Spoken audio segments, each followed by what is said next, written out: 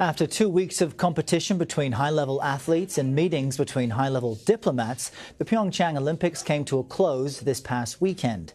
Along with the conclusion of the Games came a tentative step forward in the relationship between the United States and North Korea. South Korea's presidential Blue House said Sunday that North Korea is willing to have talks with the U.S. The White House insists any talks that would be geared toward getting North Korea to give up its nuclear program, of course. But there is no word on whether the Kim Jong-un regime is willing to accept that very important condition.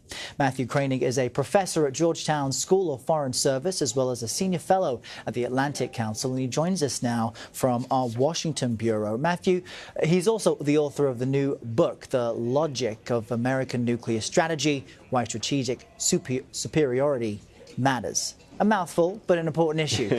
Matthew, President Trump said that the U.S. would be interested in talking with North Korea, but only under the right conditions. I'm just wondering if the circumstances under which that would take place has changed at all post-Olympics.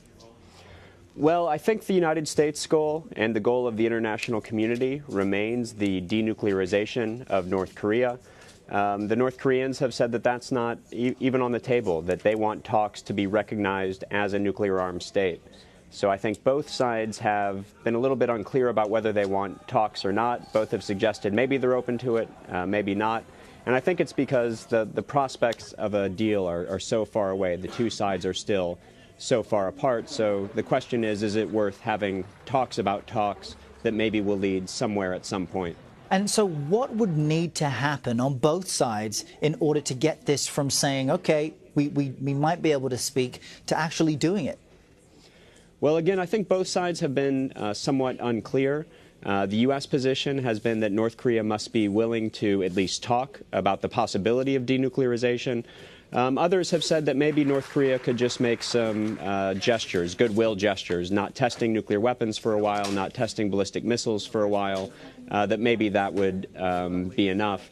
And there could be value to talking. The United States could communicate messages, it could gather intelligence. So there could be benefits to talking, even if a deal is not close to at hand.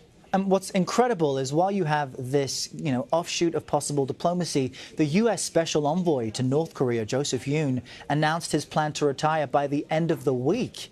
Remind us of his role and what his departure means now for any potential upcoming talks. Yes. Well, I think that is a blow to U.S. diplomatic strategy in North Korea.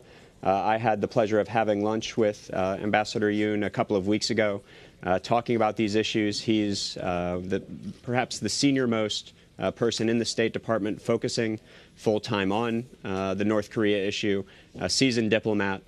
So his departure will leave the U.S. worse off in this area. And do we have any clue as to why he is leaving his post? The White House would not discuss publicly any plans to replace him. What would the process be? How urgent is this post? Yes, well, I don't know why he retired. He is at about normal retirement age, so it may have been something that's been in the works for a while. In terms of a replacement, he's not a political appointee. He is a career Foreign Service officer. So I think it's possible that somebody within the Foreign Service might be elevated into that position. So with any luck, we'll get another experienced, capable diplomat in that role. All right, Matthew Kroenig, thanks so much. Thank you. Appreciate it.